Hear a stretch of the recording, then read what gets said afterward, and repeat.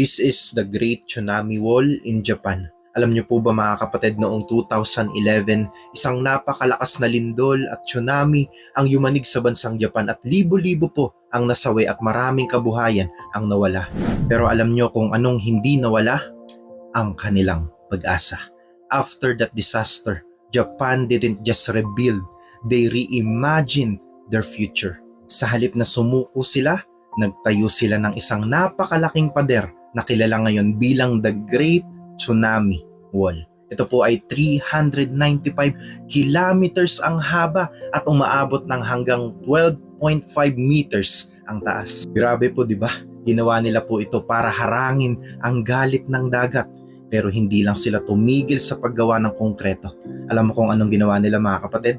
Nagtanim pa po sila ng 9 milyong puno.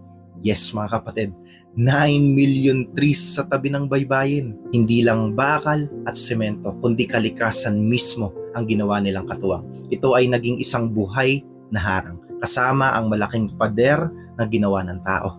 At habang pinagmamasdan ko po ito, napaisip po ako, dahil ganito rin po ang ginagawa ng Diyos para sa atin. Sa gitna ng unos, sa gitna ng pagsubok, hindi niya lang tayo basta pinoprotektahan, pinag-iisipan niya din kung paano tayo makakabangon pagkatapos ng unos. Ang pader na to ay parang biyaya ng Diyos, matatag, mataas at ginawa para tayo'y ingatan. Ang mga punong itinanim, ito po ay parang ang salita ng Diyos. Unti-unting lumalago sa puso natin, nagbibigay ng tibay, lilim at buhay sa gitna ng hirap. Japan's wall is not just concrete, it's a promise of protection. At sa ating pananampalataya, meron tayong mas higit pa. Pinaalalahanan tayo in Isaiah chapter 41 verse 10. So do not fear, for I am with you. Do not be dismayed, for I am your God. I will strengthen you and help you.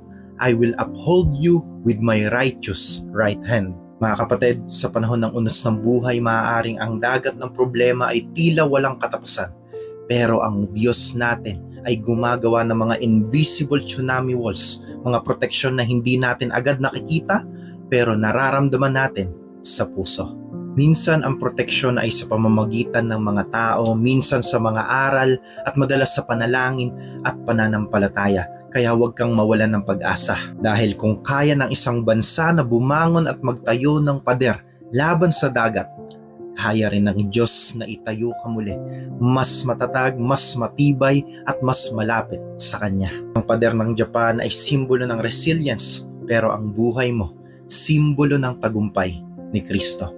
Kaya kapit lang, lumaban lang at magtanim ka rin ng pananampalataya dahil balang araw, ang puno na yan ay magiging anino ng pag-asa para sa iba. Ibahagi mo ang mensahe na ito sa mga mahal mo sa buhay bilang isang paalala na kaya kang muling itayo ng Panginoon at sa muli mong pagtayo, mas magiging matibay ka, mas magiging matatag ka, basta't hayaan mo lang na palaguin ang salita ng Diyos sa buhay mo. God bless you. If you want to know Jesus, start reading your Bible and you can follow this page dahil nag-a-upload po tayo araw-araw ng patungkol lamang sa ating Panginoon. This is all for Jesus.